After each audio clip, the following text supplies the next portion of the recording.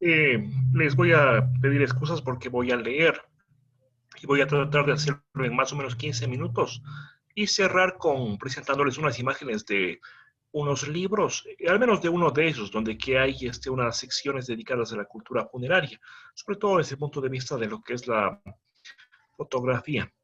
Si me permiten compartir pantalla, entonces, Cierto, perdón, Frankie. no sé si Listo, está. ya. Eh,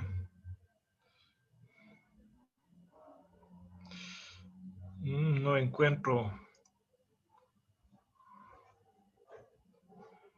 no sé cómo llegar al escritorio. Tienes que ir cerrando las pestañas, Frankie. Ay, ay, ay. ¿Se mira ahí? Vas a compartir, dice.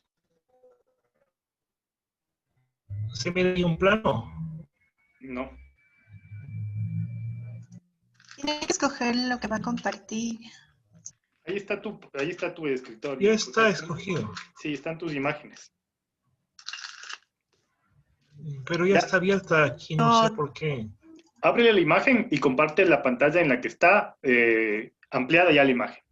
O sea, ahorita estamos viendo todas las fotos que tienes acá. O sea, ábrele, deja de compartir. Ya se está abriendo. Ahí, Verás. se ve ahí. No.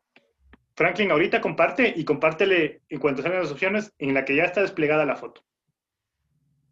Ahí. ¿Correcto? No se, no. no se comparte todavía. Ahí está. Ya se ve. Ya. Bueno. Correcto. Bueno, el caso de Riobamba es un tanto singular porque la ciudad se destruye por un tercer terremoto que tuvo lugar el 4 de febrero de 1797. Hubo terremotos en su antiguo lugar de su antiguo territorio, digamos, en 1645 y en 1698, pero el de 1797 fue tan fuerte como para obligar al traslado y reasentamiento, lo que Alain Musset llama ciudades nómadas del Nuevo Mundo, en un libro que dedica a este tipo de ciudades que estuvieron establecidas, pero que por alguna razón, en este caso por alguna tragedia natural, se vieron obligadas a desplazarse, a buscar restablecerse. Bueno, en trabajos referidos a ciudades y cementerios es recurrente referirse a estos últimos como la otra ciudad. Las necrópolis, como propone Anthony Marie, son el reverso de las metrópolis, representan una reducción simbólica de la sociedad y aunque se construyan fuera de la ciudad de los vivos, cuya topografía reproducen, mantienen un orden inverso al de las ciudades habitadas, como si el espacio que ocupan los sepulcros fuese de una naturaleza ontológica diferente al espacio que ocupan las calles, las casas y los transeúntes. Siendo escasas las informaciones y referencias procesadas para el estudio de los sitios de enterramiento de Riobamba, propongo un relato que, aunque fuera en forma provisional, establezca un orden en torno a los orígenes de su cementerio general, advirtiendo que cualquier otra afirmación que se haga atribuyendo la función de sitio de enterramiento a determinado barrio, plaza o espacio de la actual urbe solo ha de merecer crédito en la medida en que se sustente en fuentes y documentos y no en afirmaciones no comprobables. ¿Por qué digo esto? Porque aquí ha sido muy frecuente fantasear y hablar de tal parque o tal hospital como un sitio donde antes hubo un cementerio. Es una verdad a medias o en todo caso no comprobada. Vista la carencia de un plano o de documentos que testimonian la discusión en torno a la necesidad de habilitar un cementerio para la Nueva Riobamba, no es ilógico suponer que el asunto debió constar entre las preocupaciones inherentes al proceso de reasentamiento emprendido tras el terremoto de Nilo Rosario Coronel, se obligó al traslado y se dispuso la construcción de aposentos para cabildo, iglesias y conventos, pero también para hospital, cárcel y cementerio. Hospital, cárcel y cementerio, lugares a los que Eduardo Quilma Garcés denomina espacios como fronteras. Este término es interesante. Aquí, por ejemplo, vamos a ver la Riobamba de 1121 y justamente pues como que desconectada, como que en las afueras está el cementerio. Hacia acá, por ejemplo, hay la Plaza del Rastro, hacia acá fuera el hipódromo, pues y aquí se ve justamente lo que digo, ¿no? Un espacio como frontera, porque ya está en un extremo de la ciudad. La lentitud con que avanzó el proceso de levantamiento de la nueva ciudad, sumada al empobrecimiento generalizado, dilató el establecimiento de los habituales sitios de sepultura ad sanctos, es decir, interior de los templos, obligando a acomodar un primer panteón en las afueras de la ciudad, concretamente en un solar diagonal al cementerio que hasta hoy funciona. Aquel viejo panteón de la Hermandad tuvo una extensión aproximada de 2 manzanas y estuvo situado en el cuadrilátero conformado por Rocafuerte, 9 de octubre, Carabobo y el límite de la Quinta San Alejandro, una de las numerosas propiedades que fue absorbiendo la expansión de la ciudad. Aquí pues tenemos una fotografía de estos sitios de sepultura ad sanctos que eran muy comunes en las iglesias de Riobamba. Algunos de ellos se mantienen. No es tan sencillo el acceso, no es pues lugar hacia el que se pueda llegar con facilidad, porque pues ya entenderán es bastante antiguo. Sin embargo, con alguna gestión se podría visitar. Y aquí tenemos un plano en detalle. Esto. ¿Perdón? No, es que no había visto el cambio de imagen. Ah, ya. Este sitio, como te decía, sitios de enterramiento ad sanctos en las iglesias. Perdón, si se fijan bien, aquí es interesante ver, ¿no?, este cuadro de las almas, ¿no? Esto es en la Merced. Aquí vemos un detalle, un acercamiento, donde que yo he diferenciado el cementerio viejo en un cuadrilátero rosa y el cementerio nuevo. El cementerio viejo ya no existe, o sea, como tal, lo que hay son unas casas comunes y corrientes. Es un barrio que ha crecido, se ha expandido, no es un barrio precisamente peligroso o pesado, como la fama que tienen muchos barrios que han crecido en torno a los cementerios. Y aquí está el cementerio nuevo, o más bien dicho, una parte del cementerio nuevo, porque en la actualidad pues se ha expandido bastante. Este plano en todo caso es de 1921 y es una referencia para lo que estamos tratando de comunicar. En materia de sepulturas, la austeridad y aún la precariedad parecen haber caracterizado las respectivas prácticas durante el lento siglo XIX. Para 1894, según la revista municipal, se mantenía el Panteón de la Hermandad, en cuyas entrañas yacían los restos sagrados de más de 10 generaciones, en medio del desprecio y la profanación. Es decir, pues ya había una conciencia de que pasó como un siglo desde el reasentamiento. Para entonces, no solo que se habían derrumbado las tapias que lo bordeaban, sino que, convertido en un llano despreciable, palabras textuales, estaba invadido por animales de varias clases, que levantaban ropas y ensuciaban los restos allí depositados, mientras gentes hasta el extremo, ruines y sacrílegas, exhumaban cadáveres para llevársele las tablas de los ataúdes o los humildes objetos con que algunos difuntos habían sido enterrados.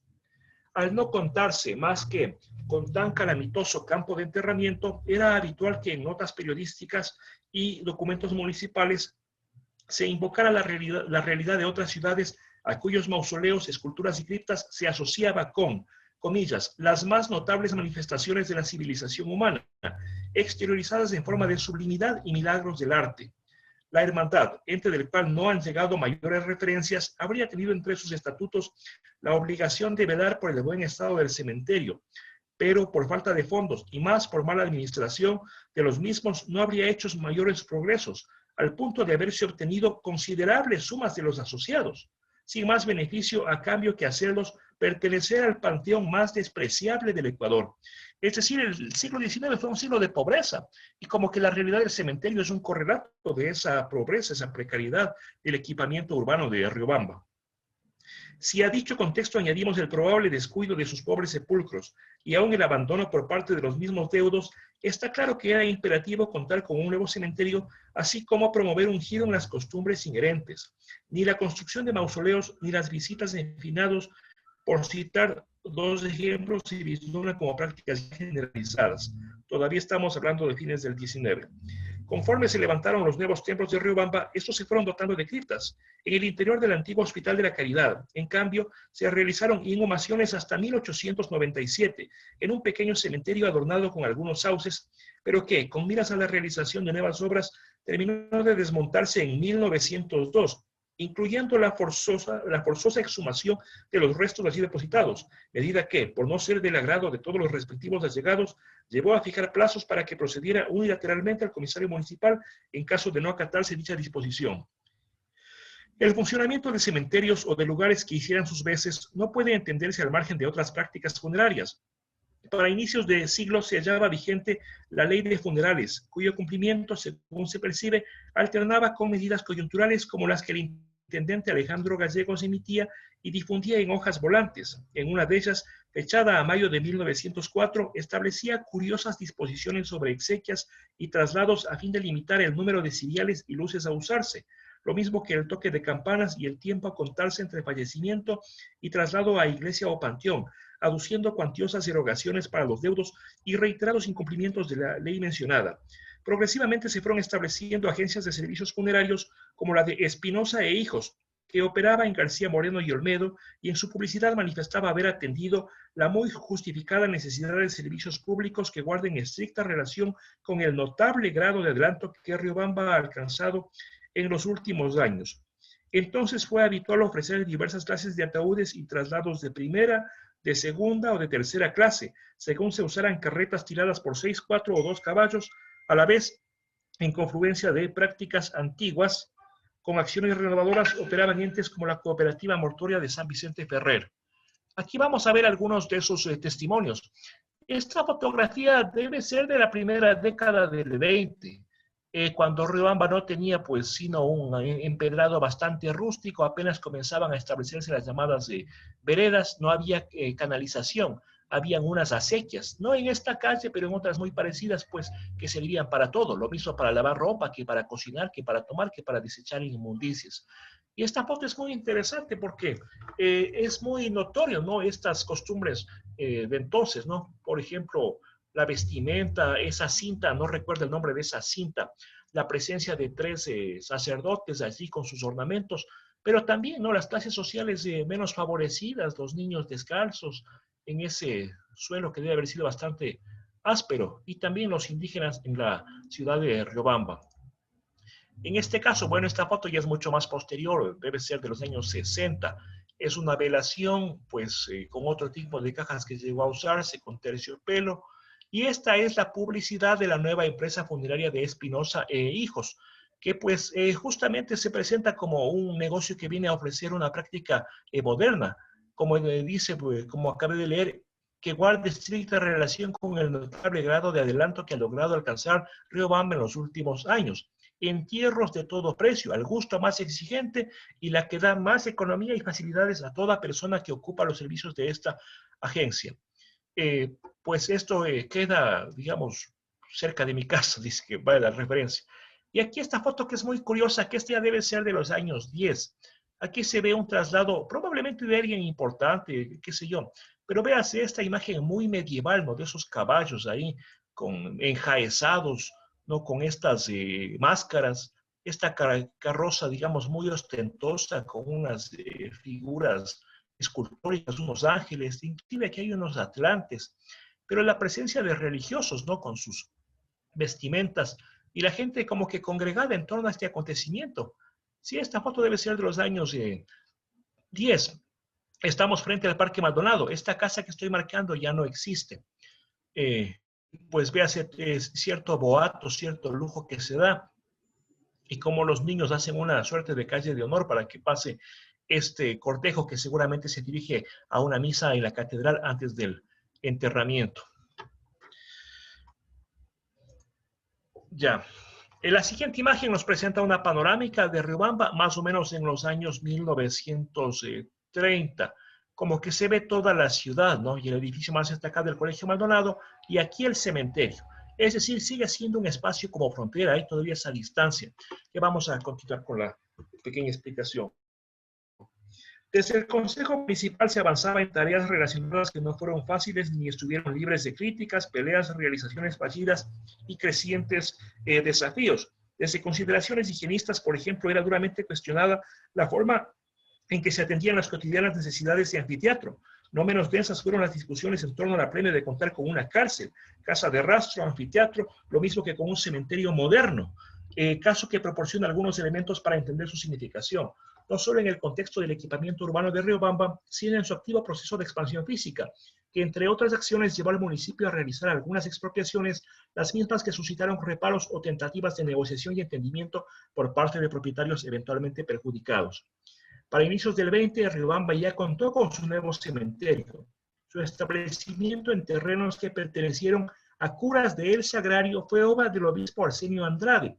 Los orígenes de este espacio, sin embargo, datan de 1890, cuando la autoridad eclesial dispuso el cierre del cementerio antiguo antes aludido. De 1902, cuando la iglesia iba perdiendo el control sobre estos sitios, datan diversos documentos, según los cuales ya desde el Consejo se fueron asignando fondos para sus obras, a la vez que tomando medidas como el señalamiento de una calle, la España, que, no obstante su empedrado, serviría para conectar a la zona central con el Panteón, medida que suscitó reacciones como las del ciudadano Ricardo Mosquera, que propuso se le expropie parte, que en lugar de que se le expropie parte de su quinta, él iba a dar una fracción de terreno para que los cadáveres pasaran por la García Moreno, lo cual no fue aceptado, puesto que obligaría a los cortejos fúnebres a dar el giro que precisamente quería evitarse. Para 1904 se realizaron algunas obras de embellecimiento en el cementerio, sitio al que en documentos municipales acompaña el calificativo de general, que se entendería en la lógica del proceso de secularización en marcha, el mismo que no acabó del todo con la injerencia religiosa en la administración de los sitios de sepultura, ni con las recurrentes pugnas habidas con el municipio. El volumen de tareas a realizarse para el adelanto del lugar se insinúa considerable, de acuerdo con documentos como los suscritos por el obispo Arsenio Andrade, quien se refirió a la necesidad de que Riobamba contara con un cementerio decente, cual corresponde al adelanto y cultura de las ciudades modernas, y para cuya construcción, en junio de 1904, informó delegar al deán Juan Félix Proaño, a la vez que señaló adjuntar planos. Para 1905, Andrade se pronunció a favor de las aludidas mejoras, entre las que constó el establecimiento de una plaza contigua, el aplanamiento y ensanche de la calle que hasta allí conducía y la dotación de agua proveniente de la acequia denominada del cementerio.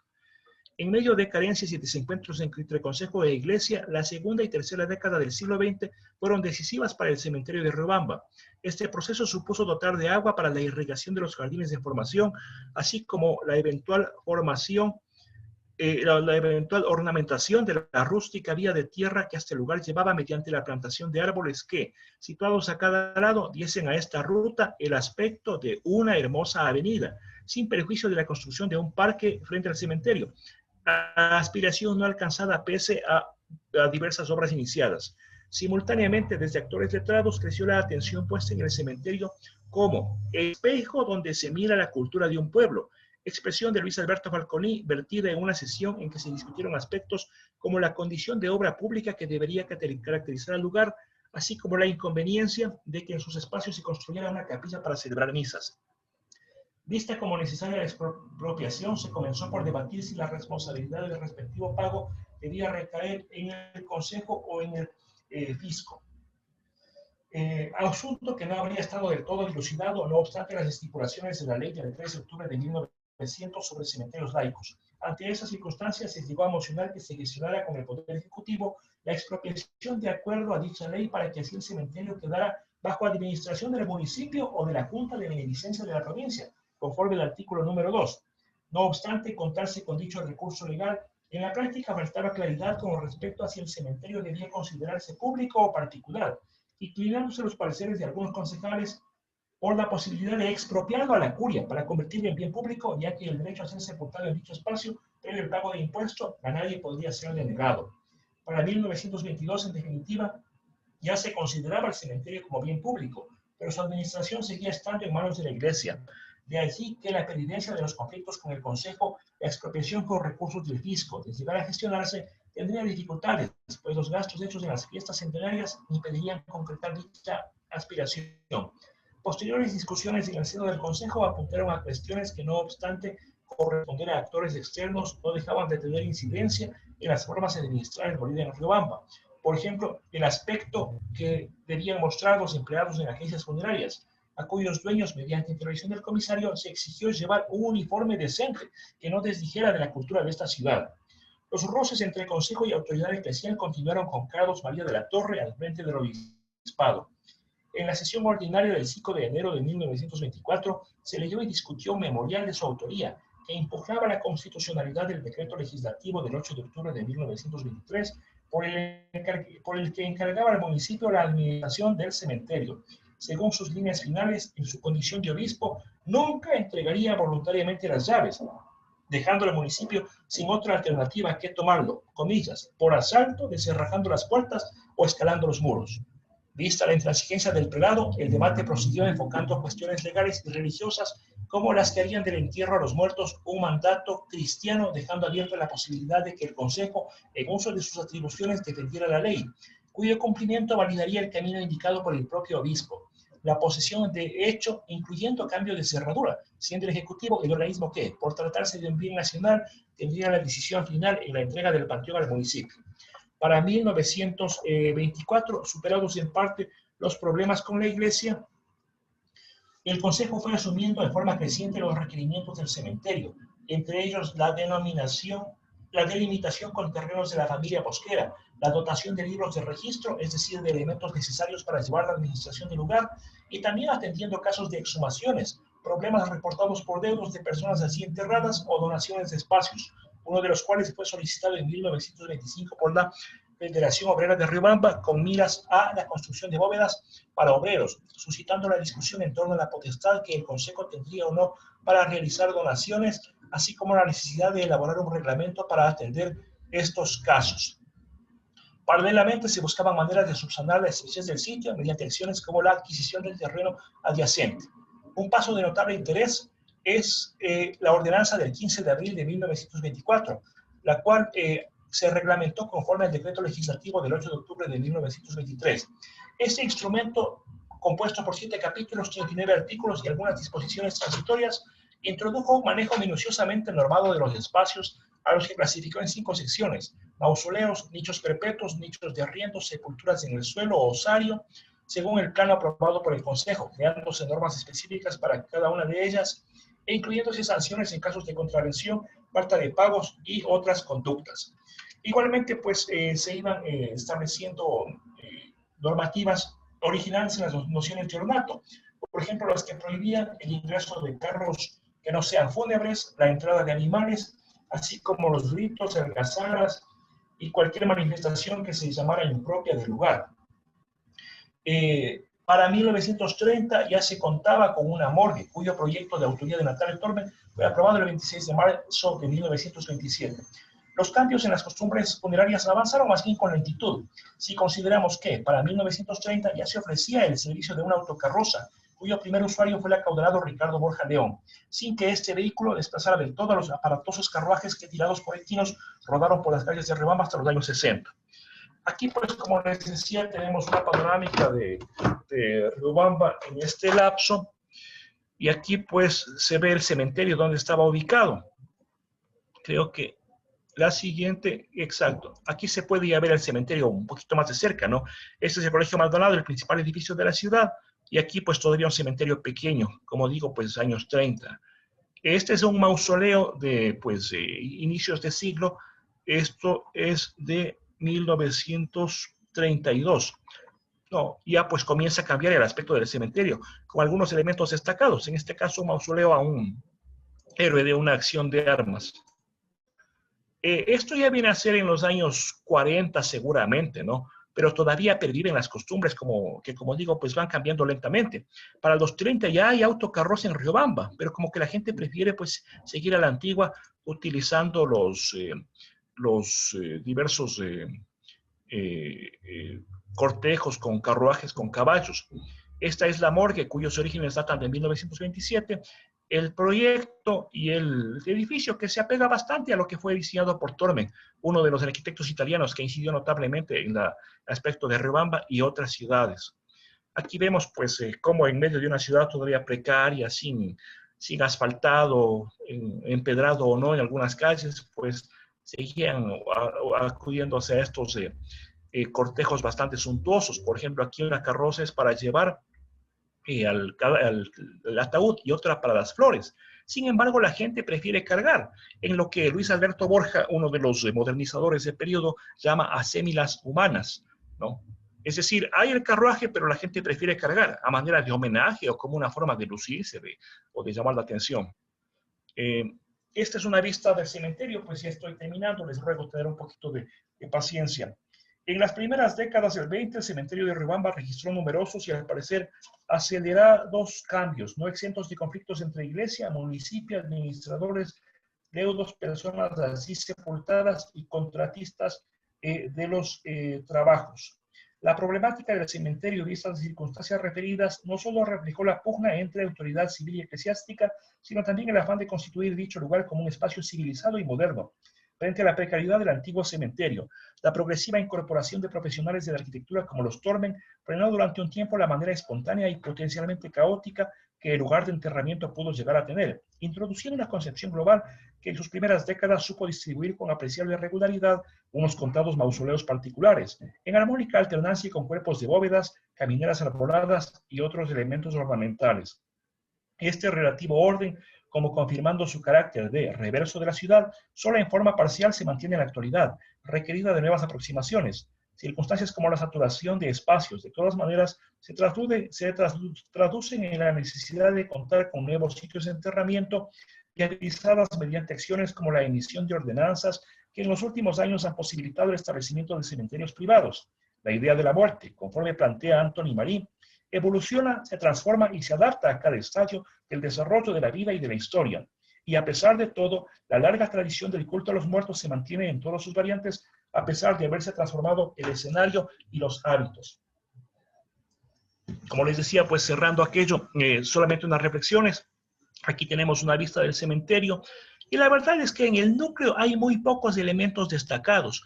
No llegan a 10. Aquí pues la morgue o el anfiteatro, cuya parte delantera vemos y la parte de atrás fue aumentada en los años 80. Unos cuerpos de bóvedas bastante regulares que son obra de los Tormen y otros mausoleos destacados. Este pórtico de entrada, que es más o menos llamativo, es nuevo, debe tener no más de unos 25 años tal vez, pero un poco se trata de ceñir una arquitectura con elementos neoclásicos. El resto, pues ya viendo en detalle, es un poco caótico, ¿no? Aquí he puesto, bueno, alguna imagen de este tipo de entierros suntuosos que pervivían inclusive hasta los años 60, pese a que ya había la autocarroza, y una imagen pues que nos presenta un aspecto más desde el cielo, ¿no? Del cementerio.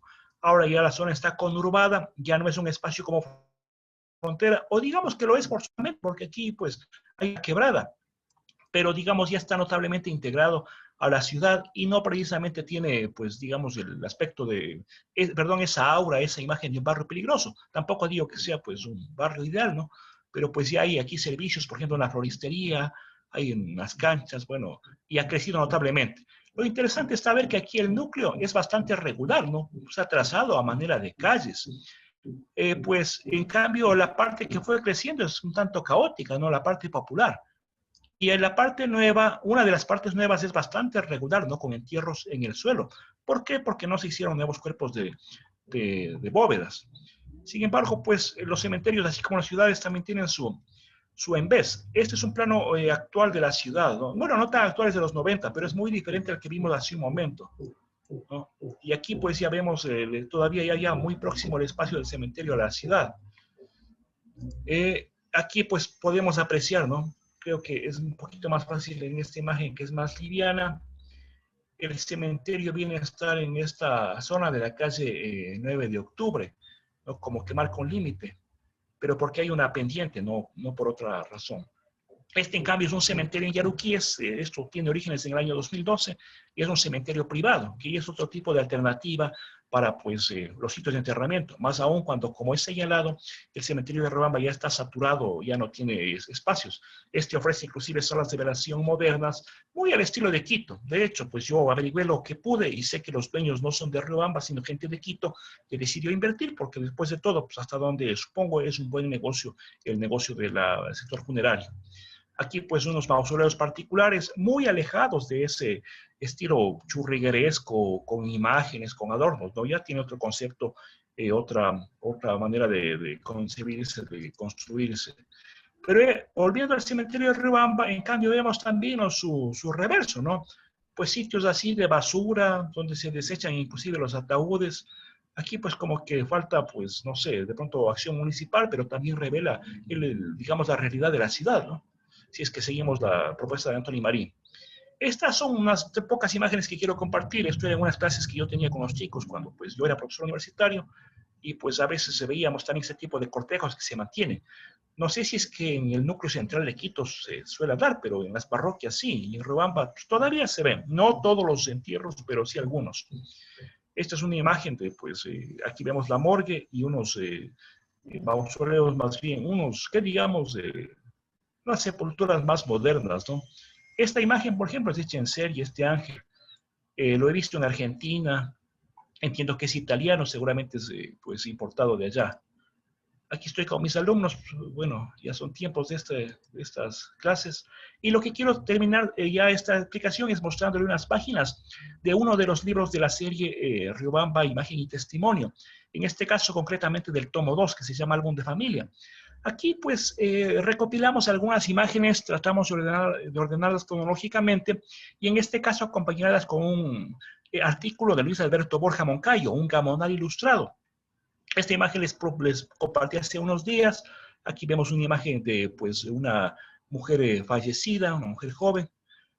Aquí vemos algunas de las páginas, reproducimos publicidad de asuntos funerarios, los túmulos a los que me refiero. En este caso es el fallecimiento de algún obispo, el tipo de carruajes que hablábamos, la suntuosidad, el lujo con que se los llevaba a enterrar.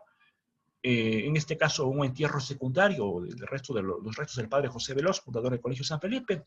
Esta otra imagen que es muy interesante, ¿no?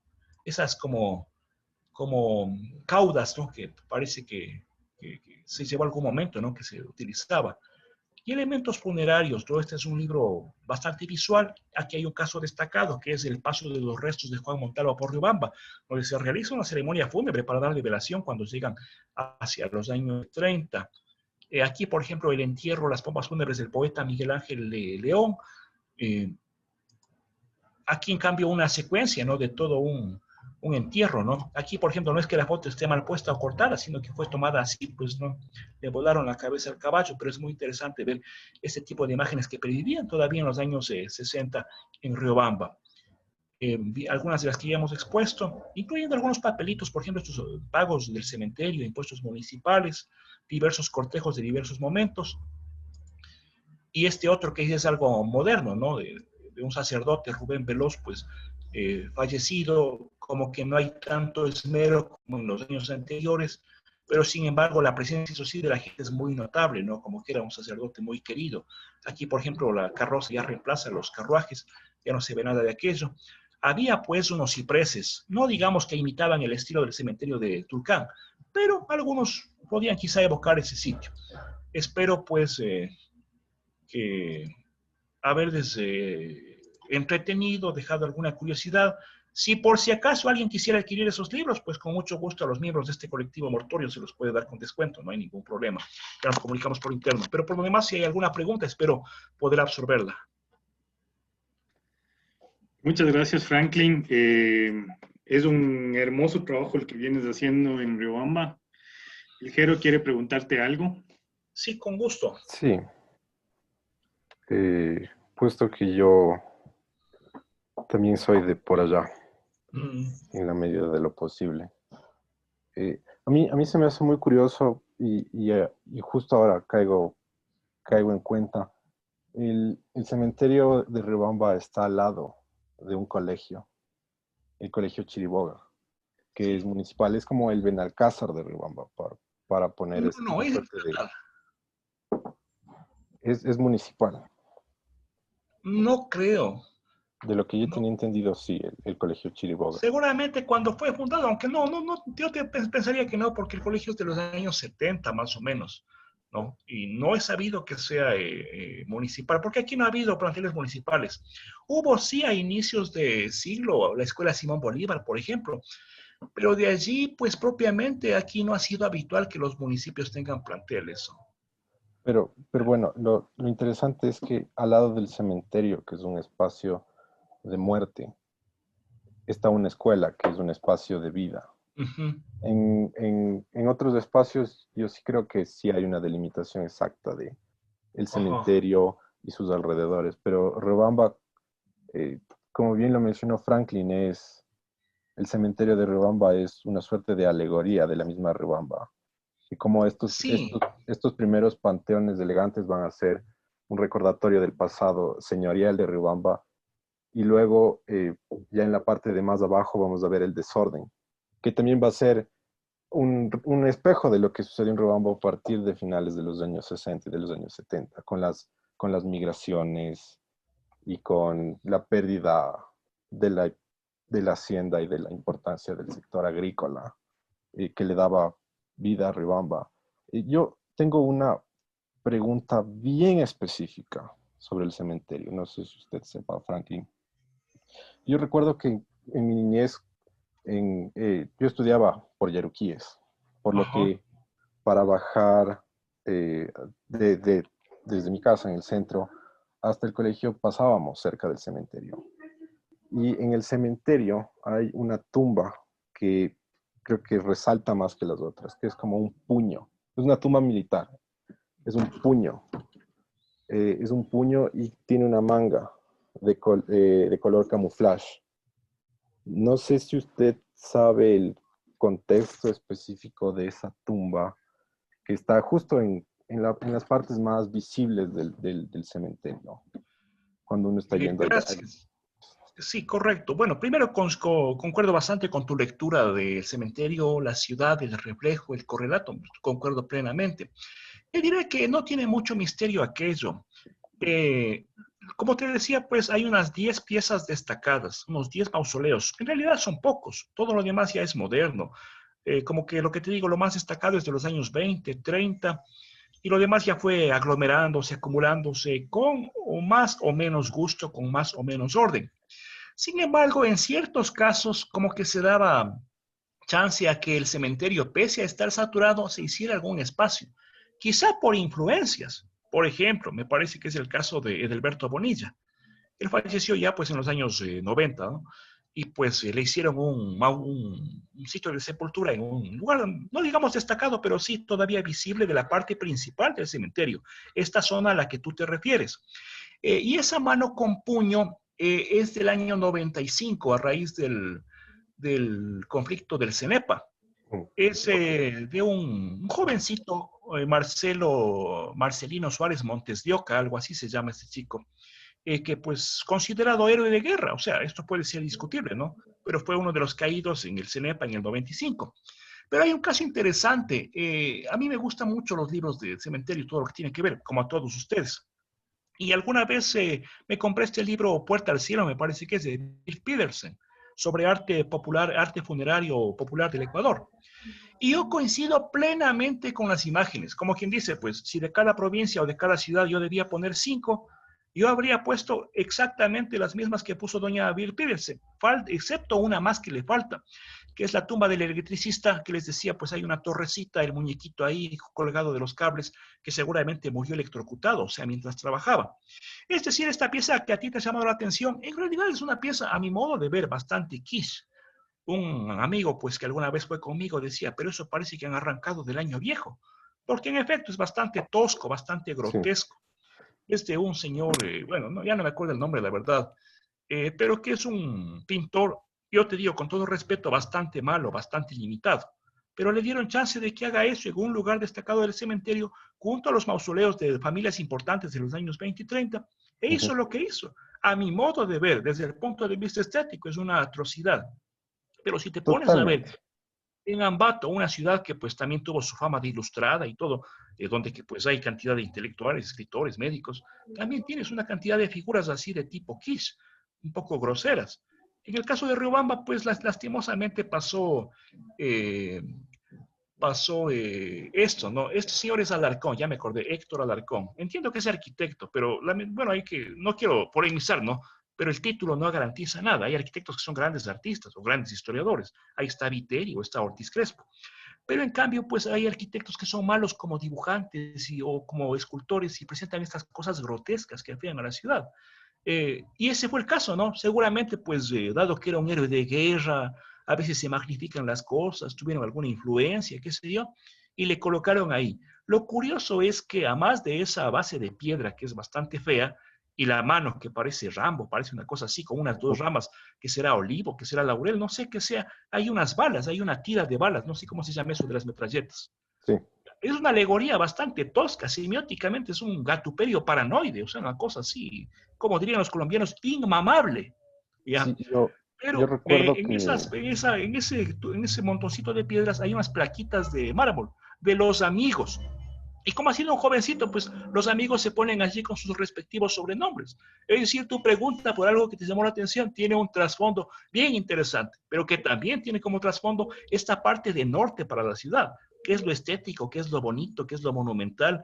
¿Qué es el ornato? ¿Qué fue el ornato antes? ¿Qué fue el ornato ahora? Quién sabe cuándo vaya a salir, pero si es que alguna vez quitan o no de allí esa pieza, pero como te digo, para mí es curioso que Petersen se haya fijado justamente en las tumbas más curiosas del cementerio, que son pocas, bueno, es relativo esto, ¿no? Pero quiero decir, de las más pintorescas, ha tomado las más destacadas. La que les puse el otro día de la señora que falleció atropellada por un bus, eh, alguna otra que no recuerdo este momento, y obviamente pues esa mano que es francamente aberrante. Reitero, con toda la subjetividad con que me puedo estar pronunciando, nada más. sí, no, o sea, totalmente de acuerdo, es de mal gusto, es un puño mal hecho, es un puño deforme. Y la última vez que estuve en Riobamba le habían pintado de rosado. Cuando Ajá. yo era niño, eso era de bronce. Es más, no sé, es más pasable. Y con respecto al cementerio de Yaruquíes, eh, claro, es más al estilo de aquí, Camposanto, Monte Olivo. Yo sé porque yo conocí ese cementerio, ahí está enterrado mi tío, Patricio Larrea, cuando falleció hace 2 años. Y sí se nota la diferencia. Sí, Desde es luego, más contemporáneo. es otra sensibilidad de otro modelo de negocios, qué sé yo.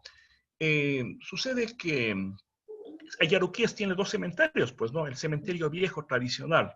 Y este cementerio, pues, pues, o es de Riobamba o es de Yaruquíes, pero ya es otra cosa, ¿no?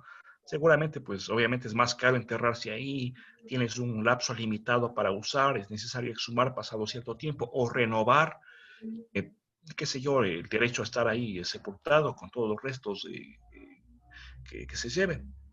Pero el cementerio de Yaruquíes, que está relativamente cerca, es un cementerio muy popular, más o menos como el de la Magdalena, pero no con tantas construcciones, ¿no? Más bien pero es una pequeña pendiente. Y lo curioso es que yo alcancé a ver hasta hace unos 15 años, quizá, que todavía unas pocas familias iban a comer el día de finados, así. Ya se ha perdido bastante, ¿no? Yaruquíes tenía, pese a ser la quinta parroquia urbana de Riobamba desde 1960, tenía esa aura como de un pueblo aparte. Pero viéndolo bien, si del colegio Chiriboga, que tú pones como referencia, te vas caminando a Yaruquíes, pues realmente te demoras quizá unos 15 minutos, no sé, si más. Y pues ahora habría que ver hasta qué punto se asume ya como una ciudad así unitaria, más o menos afincada, ¿no?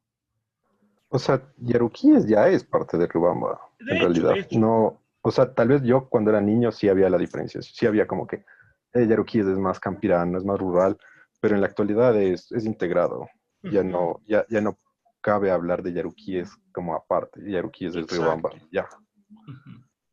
Franklin, en la clase anterior, o hace dos clases, comentabas que te parecía que el modelo de gestión del cementerio de Riobamba era variopinto, ¿no? Ahora se ve a la ciudad intentando negociar en ocasiones, mejor dicho, a lo largo del tiempo con la curia, intentando apropiarse de la gestión, pero es un proceso que de alguna forma cae en lo que viene diciendo ya alguna gente, no incluido la lectura de hoy, que era la de Sol Serrano, ¿no? Una secularización incompleta o quizá nominal, pero que termina siendo igual reclamado por la población la gestión de la iglesia. ¿Cómo podrías tú resumir esto, tanto a nivel de todo el siglo XX como cómo queda hoy en día? O sea, es la municipalidad la que se hace cargo del cementerio. Y otra cosa que viene a relación a lo que decía el Jero, ¿no? Si al interior del cementerio, o sea, yo no estoy así tan de acuerdo con que sean una copia, ¿no? O que la necrópolis es una cuestión inversa, como dice Foucault, Mari. Pero sí es interesante porque se pueden leer esas relaciones de poder que existen en las ciudades, ¿no? Entonces, ¿qué lectura haces, por ejemplo, del mundo hacendario, del mundo, este mundo que realmente está vinculado a los negocios, a la producción y que tiene dinero y qué posición ocupan dentro del cementerio de Riobamba? Supongo que actualmente estarán trasladándose al cementerio ajardinado. Esa es la tendencia global, ¿no? Es decir, el cementerio más...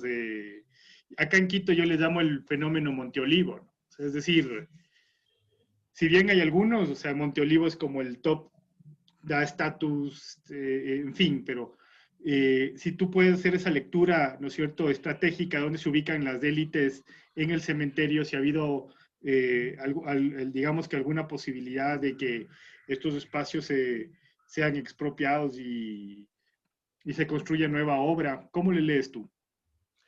Bueno, me pones una cantidad de problemas, voy a tratar de poner un mínimo de orden. El cementerio es municipal en las reglamentaciones, en los hechos, pero digamos que es católico en una parte, no en el 100%, pero sí en buena parte de las sensibilidades. Yo me refiero, por ejemplo, al tipo de distintivos que tú ves en el común de las sepulturas. Es la Virgen, es el Señor del Buen Suceso, es el Señor de la Resurrección, es la Dolorosa, son ángeles, ¿no? Como quien dice, pues por esa parte queda la sensibilidad religiosa católica. Que yo sepa, la curia no tiene ya ninguna incidencia en el plano de la administración. Si tú quieres comprar un espacio, hacer una exhumación, una ampliación, pues pides permiso al cementerio, haces el trámite, pagas y ya, quieres enterrar a alguien, pues inclusive ni siquiera lo haces tú, lo hace la funeraria, ¿no? Que se encarga de sobrellevar todos esos trances en un momento pues complejo como es afrontar la muerte de un familiar o de un allegado. Eh, entonces, reitero, ¿no? O sea, legalmente es del cementerio, es del municipio, pero en las formas, en la sensibilidad, el catolicismo está presente. No precisamente la autoridad eclesial, reitero. Aunque sí se ve de vez en cuando que interviene, por ejemplo, en finados, se ofrecen unas misas con la presencia del obispo, pero eso es más una coyuntura de la época, del momento, digamos, del día, en este caso del 2 de noviembre, o fechas muy próximas, o eventualmente cuando alguien pues consigue que se oficie una misa allí, que suele oficiarse. En otros casos suele usarse también, por ejemplo, para un recital que se llama los vecinos etéreos, que lo hace la Casa de la Cultura, pues para leer poesía, para evocar a poetas riobambeños que han muerto, Miguel Ángel León, Alfonso Chávez, Luz Elisa Borja, visitar sus sepulturas. En cuanto a lo otro, como te decía, hay pocos elementos destacados, algunos con connotaciones religiosas y otros pues ya no tanto. Por ejemplo, es una pieza funeraria más bien sobria, prominente sí, pero sobria, de la familia de Luis Alberto Falconi, un periodista, un maestro, un promotor de muchas causas en la educación y la cultura en Riobamba. Pero hay otras familias, no sé, este rato no me acuerdo tanto los nombres, familia Mucarcel, por ejemplo, otra familia, Dávalos de Rea, no me acuerdo bien, que tenía sus mausoleos, sus templetes allí, que están más o menos descuidados. Seguramente muchos de sus descendientes ya no viven en Riobamba. Entonces ya no tiene ese esmero, esa pulcritud. A veces el municipio pues les da una mano de albalux, digámoslo así, para disimular, para adecentar, una palabra que tiene mucha carga compleja con motivo de finados. Sí, o en ocasiones pues se ve que alguien llega de vez en cuando, ¿no? Se ve algún crucifijo, algún elemento, seguramente lo siguen limpiando, pero en otros casos también se ve este afán de figuración. Por ejemplo, una pieza destacada es el mausoleo de Luz Elisa Borja Martínez. Es una escritora, yo pienso que una escritora menor, sobredimensionada, pero provenía de la familia, pues era una de las hijas de Ricardo Borja León, de los acaudalados de Riobamba de los años 20 y 30. En una de sus concubinas, pues, doña Victoria Martínez, le tuvo a Luz Elisa y la reconoció posteriormente. Y pues el mausoleo fue hecho para ella, para la hija. Pero después su tío se apropió, segundo Martínez Dávalos, y hay unas letras bastante groseras que dicen familia Martínez Dávalos, cuando pues me parece que esa fue una especie de invasión. Se ven ciertos espacios, sí, más o menos amplios, más o menos modernos, con más o menos buen gusto o acierto pues en escoger materiales adecuados, equilibrio, orden, simetría, de algunas familias asociadas a almacenes, a productoras de alimentos, alguna factoría, sí, que obviamente no es una burguesía como la de Quito o Guayaquil. Entiendo que lentamente se va dando este paso hacia el cementerio de Yaruquíes, pero hay que entender que Riobamba, a diferencia de Quito, no es una ciudad donde que haya un norte y un sur. Pueden haber barrios bonitos, casas bonitas en el norte como en el sur, en el este como el oeste. No hay esa polarización. Sí, yo comparto contigo, pues el cementerio solo parcialmente puede ser un correlato de la ciudad. Hay zonas, ¿no? Pero pues ciertos elementos se destacan, quizá sí, habría que ver hasta qué punto las élites están presentes ahí, les interesa estar, o en otros casos también buscar sitios más discretos. Por ejemplo, unas catacumbas que existen en la iglesia de la Casa Madre, ¿no? Quizá por allí otras que hay en la catedral, ¿no? También puede haber esa tendencia. Creo que es un tema interesante que valdría rastrearlo un poco más. Personalmente a mí me cuesta visibilizar unas élites de una manera muy nítida, muy perfilada. Si alguien me habla de tal apellido, de tal otro, pues realmente, pues, o el desinformado soy yo, o esas élites ya no existen y apenas quedan ramas adventicias. Alguna vez, pues, conversaba yo con un amigo que sabe mucho de heráldica, de genealogía, y le digo, ve, pues este señor es apellido Dávalos. Decía, ¿y Dávalos qué más es? Y antes de eso me dice, lo que pasa es que hay Dávalos de primera, de segunda, de tercera. Digo, es Dávalos Bacasela. Entonces es de quinta. O sea, tenía esa visión un poco a la antigua, ¿no? Pero, ¿qué te digo? O sea, reitero, a mí me cuesta un poco perfilar aquello. Alguna vez me acuerdo que hicimos una especie de obra teatral con un colegio. Era un montaje de escenas del Quijote y necesitábamos conseguir caballos. Y claro, alguien podía conseguir porque tenía pues acceso, tenía como 2 caballos. Faltaba todavía más caballos. Y una señora, la madre de familia, dijo, está de radar con los chiriboja.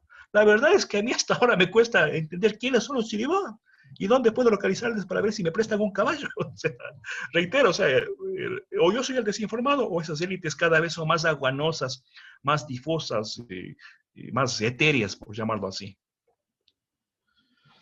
Como dices, Franklin, se habrán movido. El Jero quiere opinar, el Jero le sabe de Riobamba, al parecer. Dale, Jero.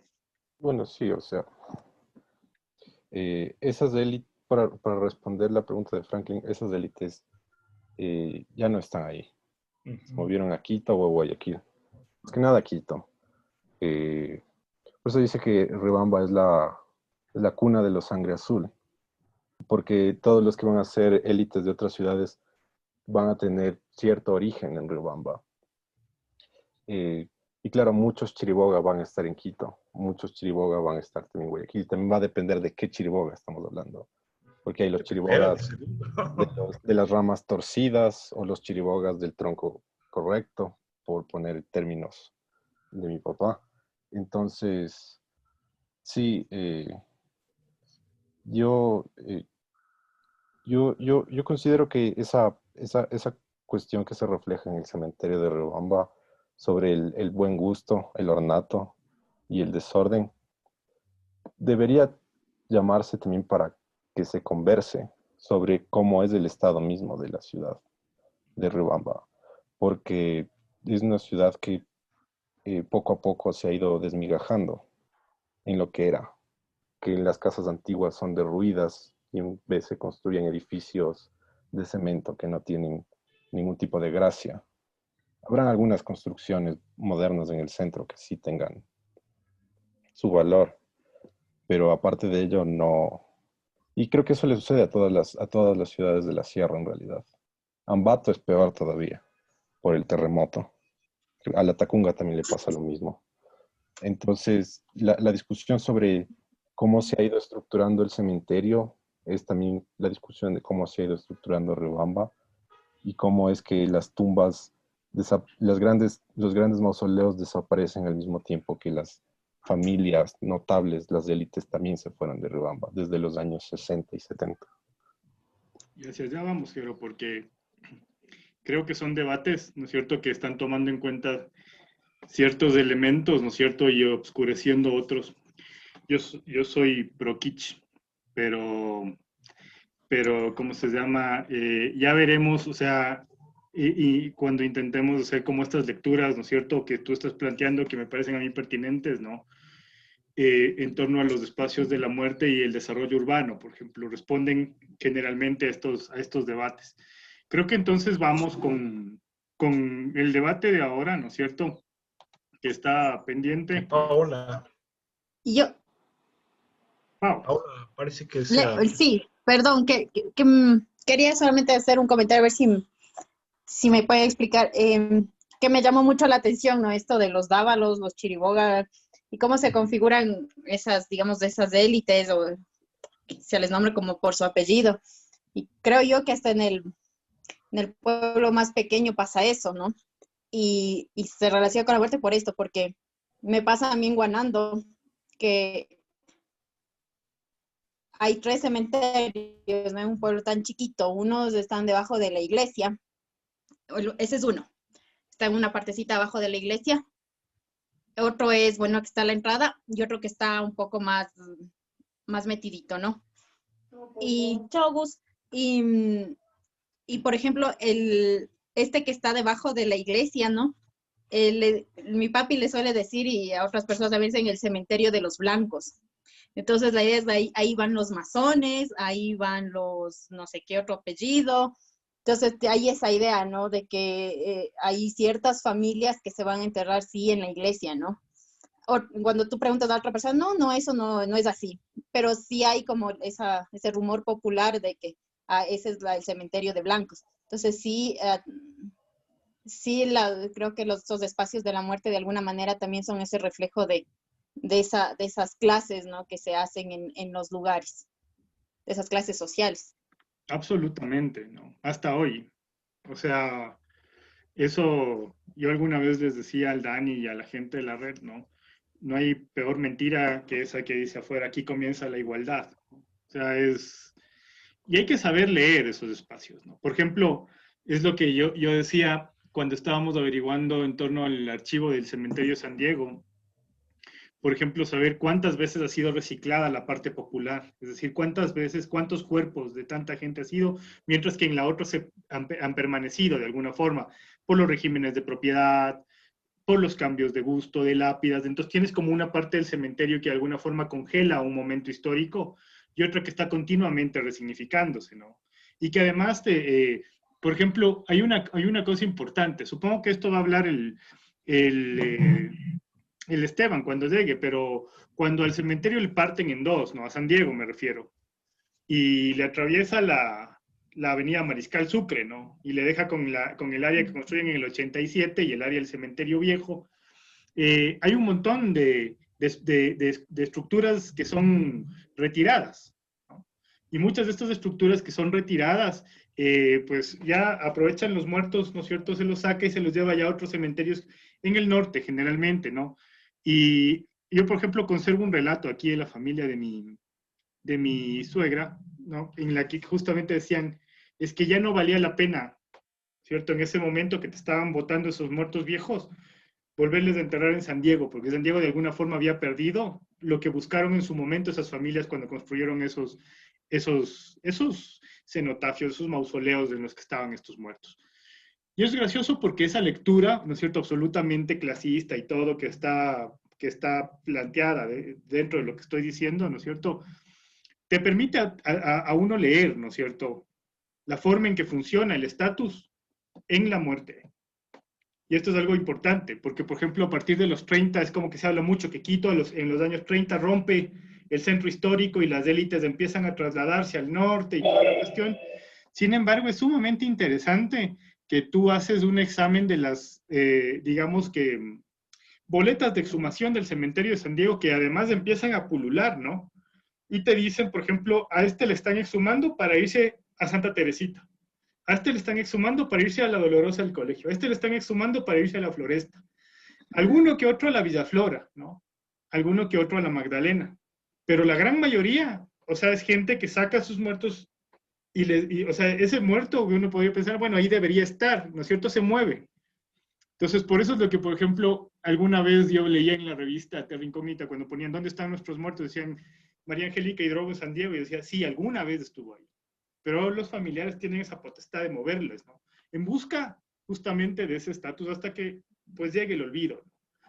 Y sí, la muerte es un espacio de distinción. Y de hecho, recuerden que cuando hablábamos nosotros de los dictámenes de Carlos III, en gran medida estaban, de Carlos II, ¿no? Estaban destinados a intentar de alguna forma contrarrestar la pompa que se había vuelto tan preponderante en el siglo XVIII, ¿no? O sea, como de repente parecía que no era no estabas pugnando por la salvación del alma, sino justamente por mostrarle en vida quién es ese muerto, ¿no? Y integrarle de una a este otro marco o a esta otra geografía ya ultraterrena, pero donde va a estar compartiendo con los suyos todo. Y recuerden lo que dice Aries, ¿no?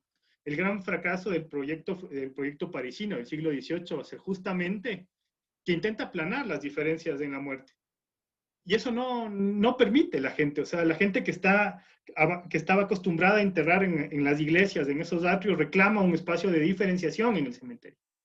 Entonces, por más que las autoridades parisinas logran tener estos 4 grandes cementerios públicos, al final esa misma suerte de geografía de la ciudad se va a plasmar, ¿no es cierto?, en un barrio rico, en espacios más concebidos para la subalternidad, para clases populares, y claro, es irrefrenable, ¿no? Ustedes se dan cuenta que, por ejemplo, también en el caso chileno, como nos citas Sol Serrano, en un momento el cementerio general se lo planifica pensando que la lápida sea el único elemento de identificación. Y sin embargo, poco después, el cementerio se va otra vez a conformar con estos enormes mausoleos y áreas, ¿no es cierto?, de distinción. Creo que eso es parte de entenderle a la muerte, ¿no? Y sobre todo irle entendiendo como un proceso, como un producto. Veo que ya está el Esteban. No sé si más bien vamos los minutos con el Esteban y la exposición del Esteban, y ahí vamos con la reflexión en torno a Serrano, que es más bien bastante, como que va topando todo lo que hemos ido destapando en estos cementerios. Esteban, ¿estás listo o quieres ir al final? Si me dan un segundito que estoy conectándome. Pero como quieran, si quieren, ¿quién iba ahorita antes? acabó el Franklin, entonces más bien como contigo para acabar las exposiciones, decía yo. Ah, bacán. Ya, entonces déjame conectarme ahorita. Te voy a mandar una solicitud para conectar.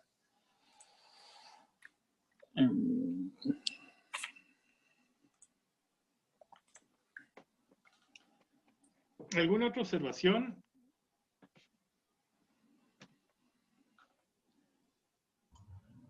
Solo una muy puntual.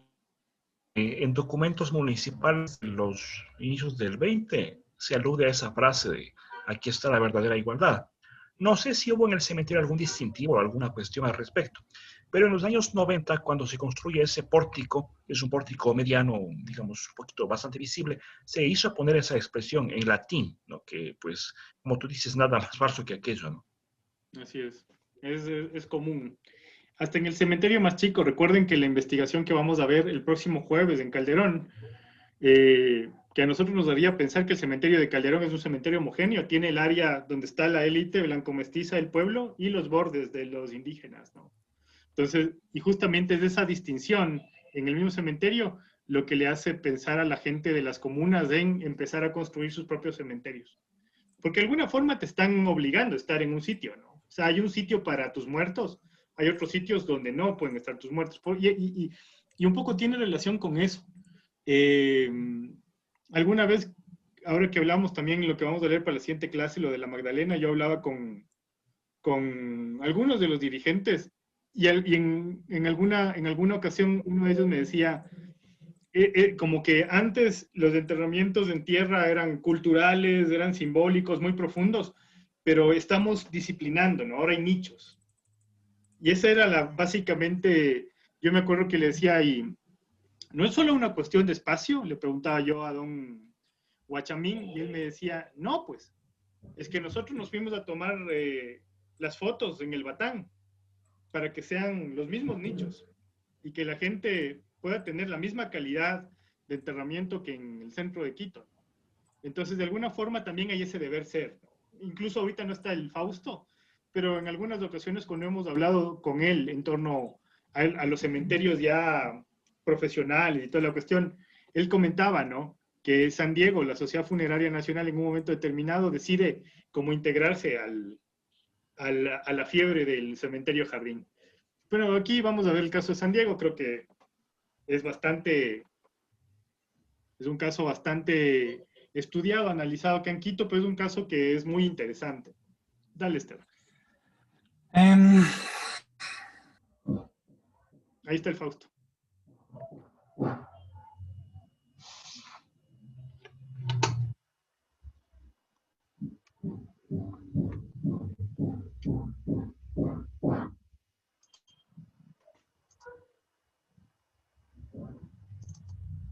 En esta imagen se distingue claramente, ¿no?, el área nueva que les digo y cómo le atravesó la avenida Mariscal Sucre en dos al cementerio. Esta fue la expropiación de 1985, que terminó con la construcción de esto en 1983, y en 1987 ya inauguraron este bloque de nichos, básicamente.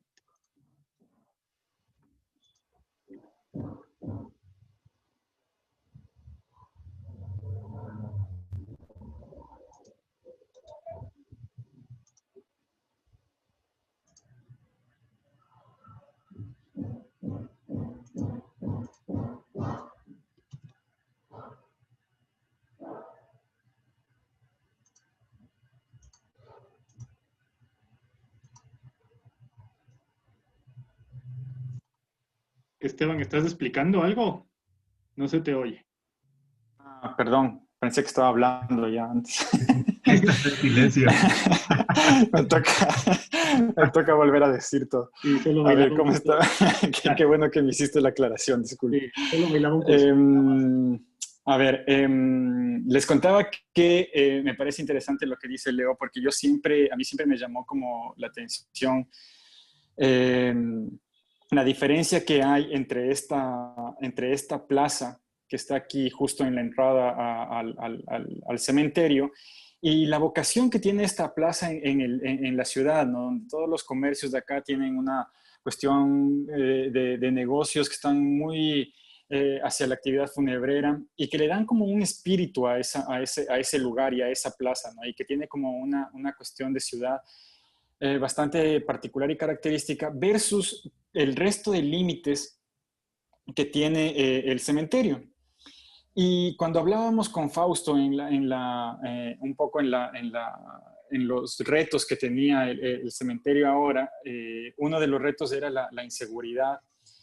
Y esto que es el muro y la conexión con la ciudad de los límites del cementerio, son una cosa que juega en contra del cementerio mismo, ¿no? Esto hay un teórico que llama a estos espacios como no lugares, una cuestión que están como planificadas por los humanos, hechas para que se usen por los humanos, pero que no tienen ninguna cualidad humana. El hecho de la autopista de la que hablaba Leonardo hace un límite súper duro con la manera en que está protegiéndose a sí mismo el cementerio. Y la ruptura que hace con la ciudad es súper drástica. Entonces yo estaba preguntándole a Leo por fotografías antiguas y si es que esos muros siempre existieron. Fausto me comentaba que la última ampliación fue en el 76. Y esto donde, que esta foto es de 1998 o 1908, tenía ese periodo ahí en que no se sabía, pero aquí la vocación del muro es casi la de un espacio en la ruralidad, ¿no?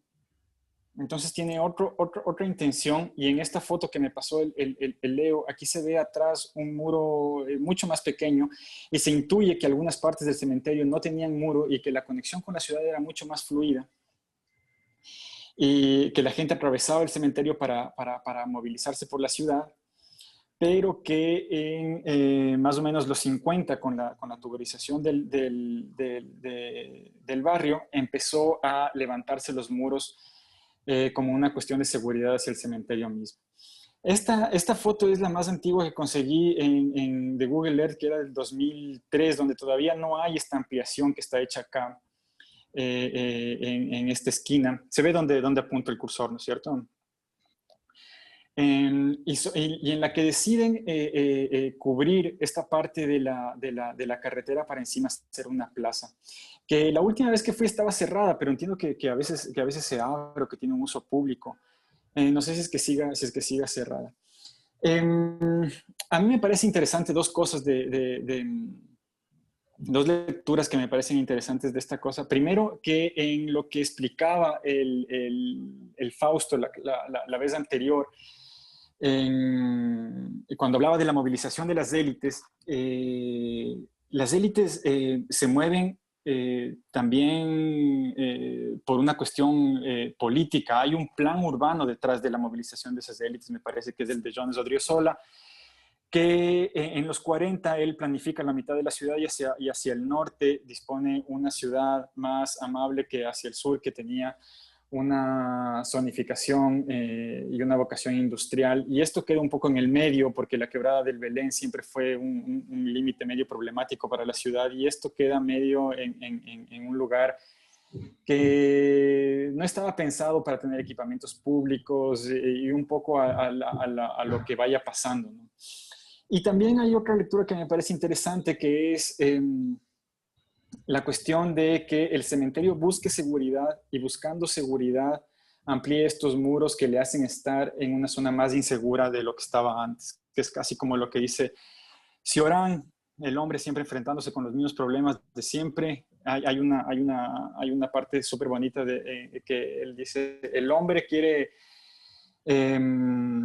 ir más rápido de un lugar a otro, y entonces se imagina el automóvil, y lo que consigue es estar estancado en el tráfico. Entonces me parece un poco esa analogía para los muros que estaban construyendo la seguridad del cementerio, que finalmente juegan un poco en su contra.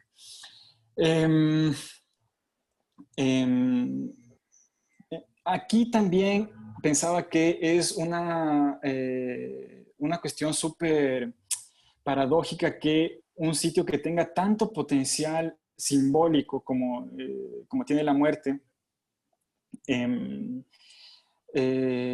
termine de esa manera. Y me hizo acuerdo de que los símbolos y esta cuestión, no sé si llamarle mística o misteriosa o oculta, tiene un poder súper fuerte. Y quería mostrarles una intervención de unos artistas urbanos que hicieron en un taller hace algunos años, donde se enfrentaban a un muro gigantesco que la gente se había apropiado para orinarse, básicamente. Y junto con la municipalidad de este municipio en Lima, hicieron esta prueba de poner unos símbolos religiosos que protejan el lugar. Y los pusieron aquí en la pared, y eso de pronto empezó a hacer que la gente respete ese límite, que haya comerciantes que empiecen a vender aquí alrededor de la protección de esos símbolos, de sus santos, y que hasta el punto donde iba esta línea blanca la gente empieza a respetarlos y empieza a orinarse después de ese punto, cuando ese punto se terminaba. Que era un poco la relevancia contemporánea de la cuestión fúnebre y mística de la muerte, y religiosa de la muerte, incluso también, si se quiere, no religiosa. La otra cosa de las que les quería hablar y que me parecía interesante es del portón que tiene el cementerio, que fue hecho en el 35, me parece que me dijo la Lore. Y en el 35 las tendencias arquitectónicas estaban justo pasando hacia el modernismo, pero todavía había ejemplos neoclásicos como este en el mundo. Pero a mí lo que me llama un poco la atención es que, aunque eran tendencias y estilos arquitectónicos importados desde lo europeo, esta puerta en sí misma tenía una simbología, ¿no? O sea, tú, sin tener ninguna letra, sabías que estabas entrando a un sitio que tenía alguna relevancia, que no era doméstica, que no era comercial, que era de otro tipo, que tenía una importancia de otro tipo. Incluso, o sea, si tú, no sé, eras de otra religión, eras de otro país, eras de cualquier lugar, el estilo arquitectónico te hablaba de que aquí había otra cosa, y estabas entrando a un lugar que tenía otra importancia, que no era la común ni la ordinaria.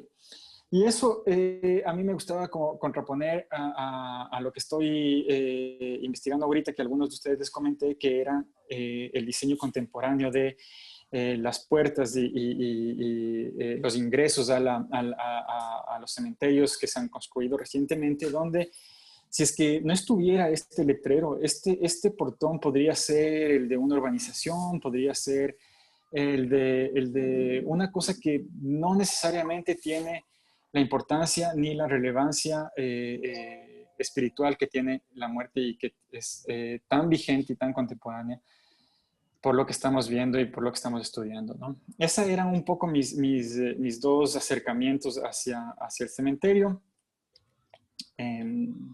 No sé si es que tienen comentarios o preguntas o quieren añadir alguna cosa por ahí.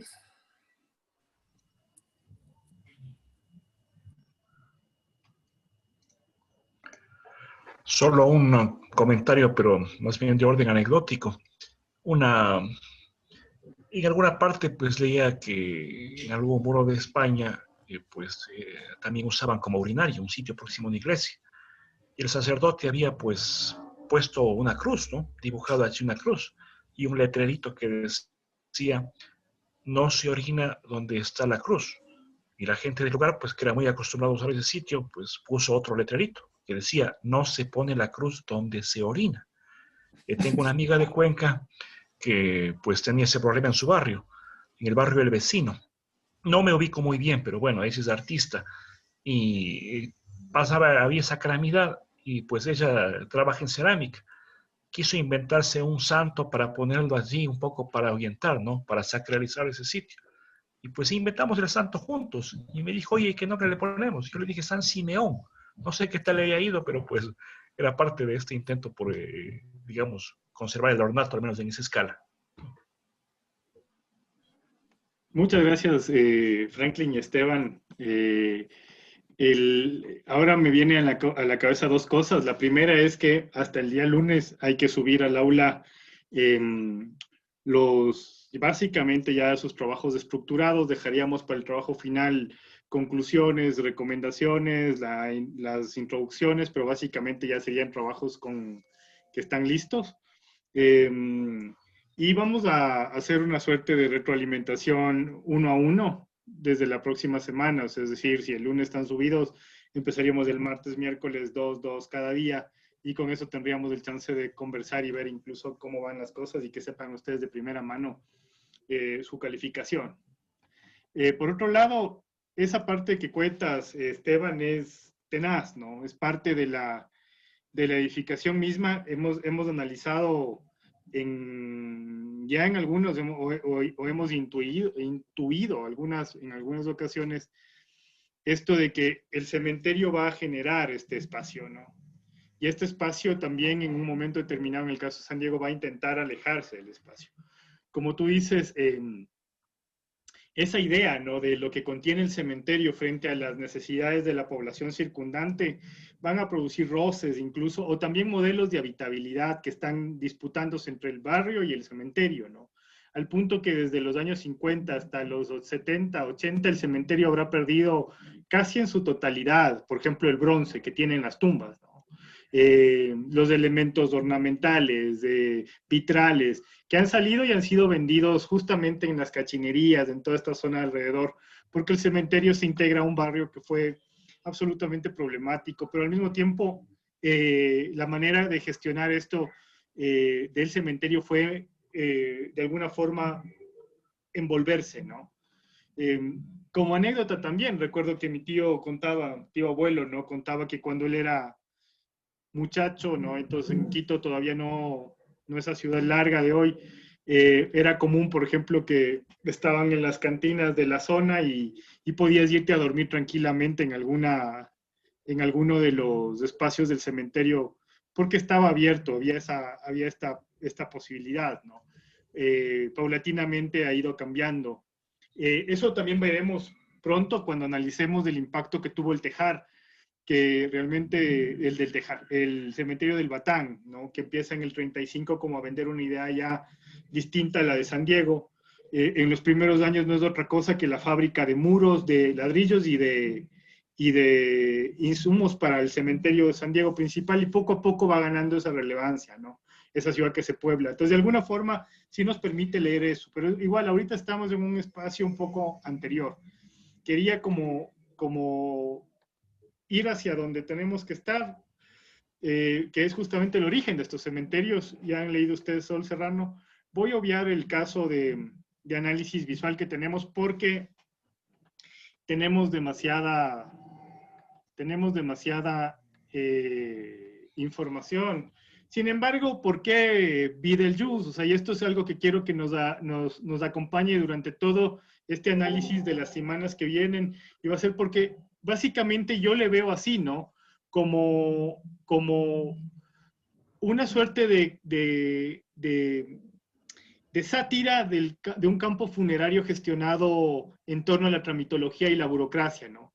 Y si cada sociedad imagina, ¿no es cierto?, el mundo de acuerdo a lo que va a necesitar, y ese mundo ultraterreno está muy relacionado a lo que vive o a lo que tiene una sociedad determinada. Por ejemplo, lo que decían acá, ¿no es cierto?, en la cosmovisión andina se le pone porque va a volver a comer, a vivir, ¿no? Entonces, este muerto contemporáneo que pues otra vez cuando muere pues tiene que volver a hacer otro trámite, así como acontece cuando ha nacido y cuando se ha graduado y cuando se ha casado. Entonces, básicamente me parece que esa es la gran crítica que hace Burton en su momento, en el 88, muy fuera de contexto, ¿no? Esto, por ejemplo, una de los fotogramas que a mí más me gusta, que es esta sala de espera del más allá, donde evidentemente uno puede intuir las causas de muerte de esas personas, pero que están replicando de alguna forma ese más allá burocrático, ese más allá de alguna forma que tiene como centro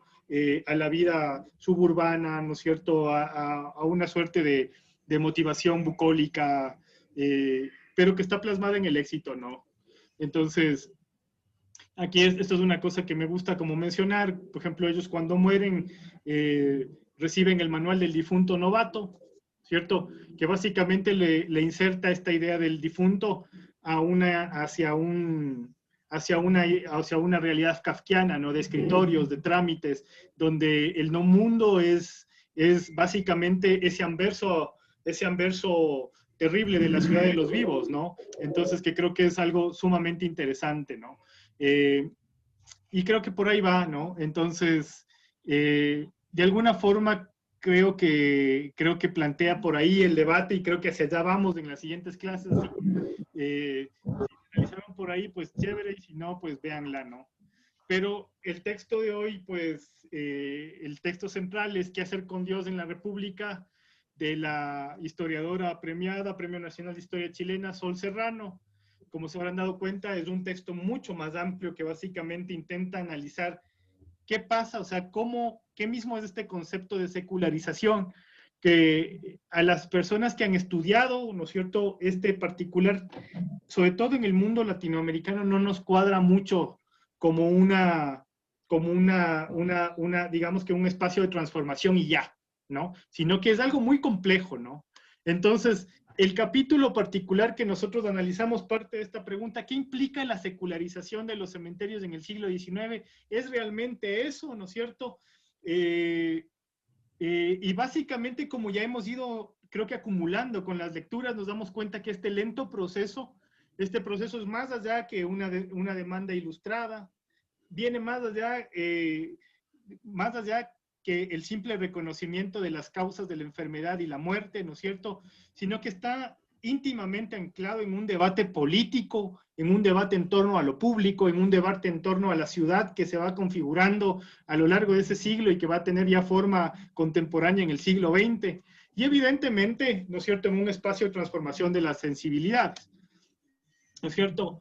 Creo que aquí, por ejemplo, creo que aporto un poco a la exposición de la semana pasada de los compañeros del Cementerio General de Santiago, donde podemos analizar en esta fotografía claramente, ¿no es cierto?, esta suerte de gran monumento urbano, ¿no es cierto?, que enfrenta un montón de clases sociales que están quizá excluidas del proyecto, o no del proyecto, pero al menos del debate, ¿no?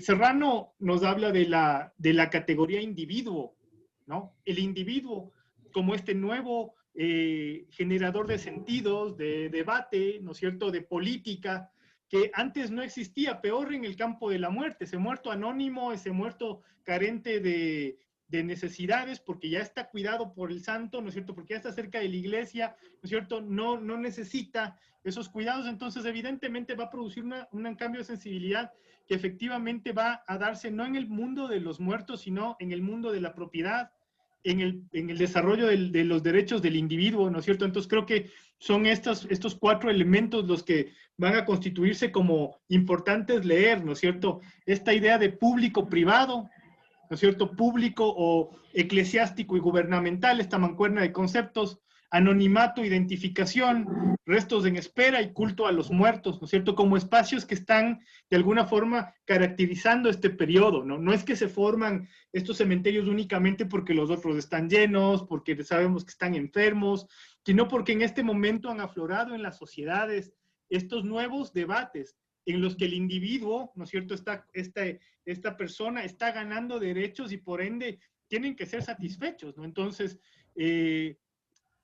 pues ¿dónde van a estar, no? ¿Dónde van a ocuparse? Y esto es algo interesante porque creo que comparto mucho con la idea que tiene Serrano cuando ella dice la pretendida secularización, como entendiéndole como separación, ¿no es cierto?, de la iglesia, del espacio de la muerte, en el caso de los cementerios, no es tal.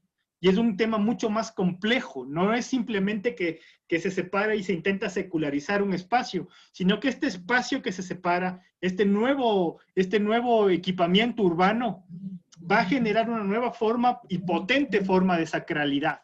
Entonces, no es solamente convertirle en laico, ya hemos visto en algunos ejemplos, desde lo que situaba, por ejemplo, la misma Mónica Gidelman, lo que citarías, ¿no es cierto? No es solamente romper en dos el rito, ¿no es cierto?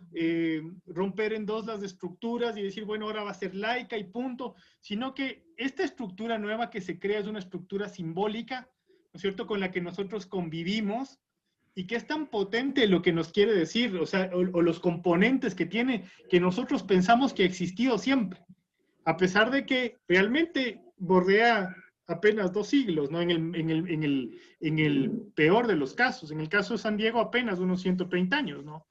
Pero la cosa, 150, la cosa es justamente eso, ¿no?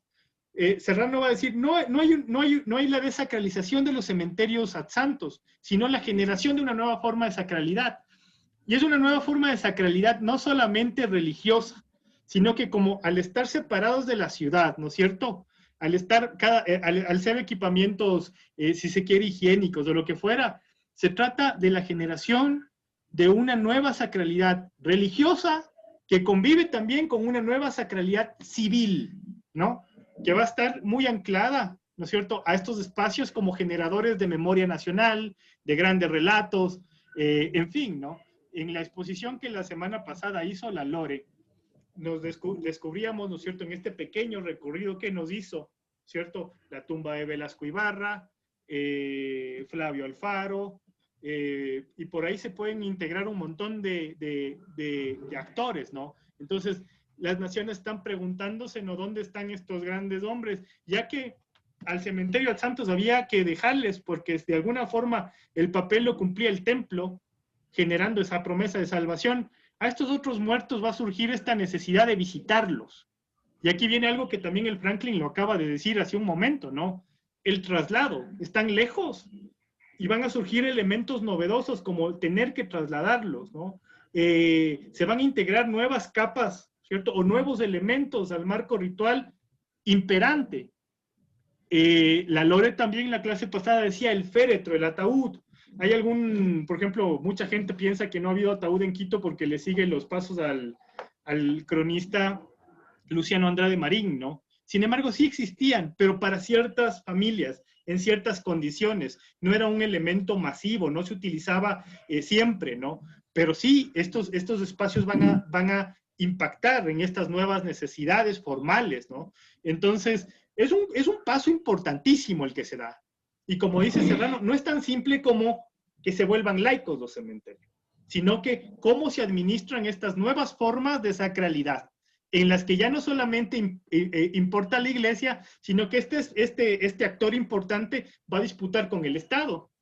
va a disputar con las autoridades municipales, va a disputar con las propias sensibilidades de la población, como ha dicho también el Franklin, para citarle nuevamente, ¿no? Ya que si bien, por ejemplo, como pudimos leer en el debate de Peralta, se buscaba cementerios laicos y generales, Peralta asume que la gran mayoría, si no la totalidad de los ecuatorianos, incluidos los liberales, eran católicos y no querían ser separados de ese espacio de dignidad, ¿no? Entonces empiezan a surgir nuevos debates, ¿no? Nuevas formas de concebir ese espacio que está ahorita en disputa. ¿Hacia dónde va? ¿Hacia dónde va? El caso chileno me parece a mí interesante porque es un caso que tiene un debate similar al de acá, ¿no? Serrano nos habla de esta suerte de disputa, una nueva disputa interna al interior de esta geografía celestial, ¿no? Ya hemos visto algunas, ¿no es cierto? Y en cada zanja, en cada tiempo bisagra, ahorita estamos, por ejemplo, en un tiempo bisagra que va a marcar seguramente el futuro de la forma como se conciba el culto a los muertos, ¿no es cierto? En cada espacio de estos se integran nuevos elementos, ¿no? Ella dice, va a haber una disputa importante por el ordenamiento, por el funcionamiento de este espacio que se está creando. No es tan simple como simplemente, como determinar, ¿no? Sino que esta gente que está enterrada en las iglesias demanda espacios de diferenciación, ¿no? Entonces, al menos menciona 4 tipos de espacios de distinción en este cementerio decimonónico, ¿no? Espacios para corporaciones eclesiásticas que tendrán una duración indefinida, tumbas por toda una vida, tumbas de familia y las zanjas, que básicamente seguían siendo zanjas o zanjones para muertos del hospital, para los pobres de solemnidad, para asesinatos, suicidas, etcétera, etcétera. En este primer espacio todavía se intenta esconder la muerte, los traslados hacia ese espacio afuereño, ¿no es cierto? Hacia ese espacio lejano, hacia ese espacio quizá vergonzante, serán nocturnos, donde se ejecuta el rito en la noche, ¿no es cierto? Pero básicamente aquí volvemos al debate que nos había planteado Aries, ¿no? Que tiene que ver con, se está rompiendo el rito en dos, es decir, básicamente esta generación de estos espacios está asumiendo, ¿no es cierto?, la idea de un rito entre la muerte y la iglesia, donde el muerto se sacraliza y básicamente es bendecido bajo la ceremonia de la Eucaristía, y el traslado y la inhumación, o se van a constituir en un solo nuevo rito, ¿no? Entonces la respuesta iría por la segunda parte, contrario a lo que pensaban los sacerdotes, ¿no es cierto?, en un momento que este tipo de manifestaciones, de este culto a los muertos les quitaría fervorosidad, ¿cierto? Lo que va logrando es que se generen estos espacios donde esta nueva forma de sacralidad, hay una parte bonita, ya que lo citó el Franklin, me parece que es Marí mismo o Casalino, pero alguno de ellos dice no, o sea, para enfrentarse a la soledad del cementerio extramuros, empiezan a construirse capillas, empiezan a aparecer ángeles, empiezan a aparecer evocaciones religiosas, empiezan a aparecer cruces que le dotan, ¿no es cierto?, de una sacralidad similar a la del templo. Y esto es interesante, ¿no? Sin embargo, y esto es, por ejemplo, una foto contemporánea del Cementerio General de Santiago,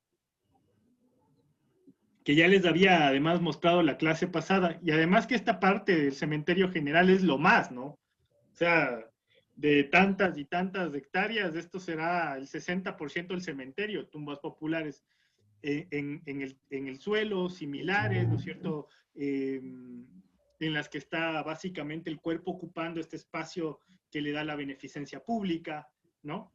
Que básicamente nos muestra que detrás de estos edictos también hay una población que queda de lado, o que al menos sus necesidades son solucionadas de una manera provisional, si se quiere, ¿no? Digo que siempre esta instauración de estos cementerios de extramuros no anula necesariamente las otras formas de inhumación, tal como pasa en Chile, ¿no es cierto? Los cementerios parroquiales, los cementerios de pobres van a seguir funcionando hasta bien entrado el siglo XX. Hay fotografías del cementerio de San Blas, hay fotografías del cementerio, no fotografías, pero hay representaciones en el siglo XX todavía del cementerio de San Marcos y del cementerio de San Sebastián.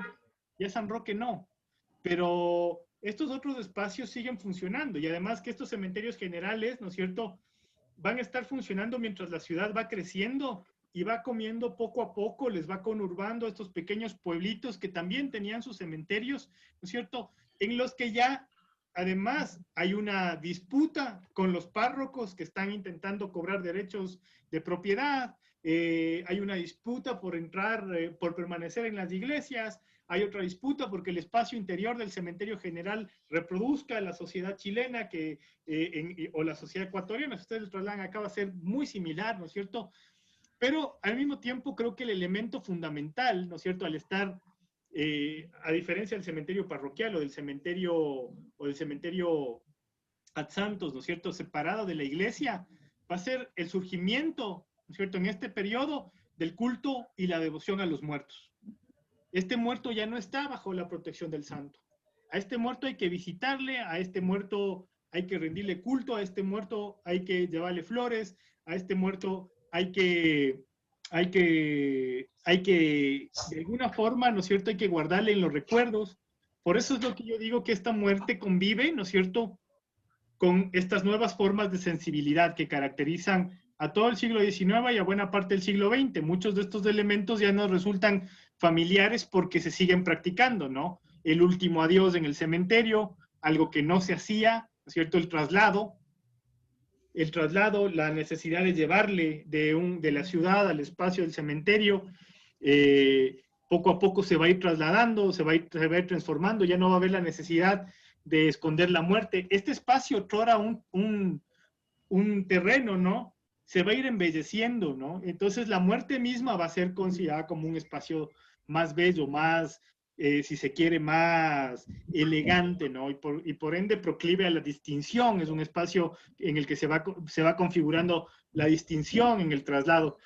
Ahí está también lo que ha dicho Franklin. Mucho de esto pueden leer en el libro del doctor Gómez Jurado, ¿no? San Diego, por ejemplo, en este momento las funerarias ofrecen tipos de servicios, ¿no? El traslado va también a convertirse en parte importantísima del mismo rito funerario. Será diurno y será pomposo, en el mejor de los casos. En el caso de los pobres, no. Será justamente de beneficencia. La introducción del ataúd traerá más pompa. Habrá, ¿no es cierto?, regulaciones en cuanto a la estructura, a la función de este nuevo artilugio funerario. Y también, ¿no es cierto?, como les digo, habrá una nueva representación de respeto relacionado a estos restos que yacen en el cementerio y a las tumbas.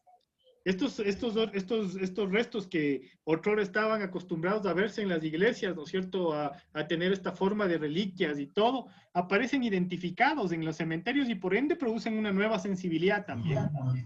Ya no son restos sagrados, son seres humanos que esperan visita, ¿no es cierto? Y la tumba también nos da datos, se va a convertir en una suerte de cédula, ¿no? Estos espacios, ¿no es cierto?, también van a ser regulados, entonces se empieza a hablar en toda Latinoamérica, donde se van a instalar estos cementerios decimonónicos, en la calidad y tipología de las bóvedas, ¿no es cierto? Si ya vamos a enterrarles en bóvedas, que en este momento es lo que está, de alguna forma, top, ¿no? O sea, es decir, la bóveda, el enterramiento en tierra es como visto para personas pobres, paradójicamente, ¿no?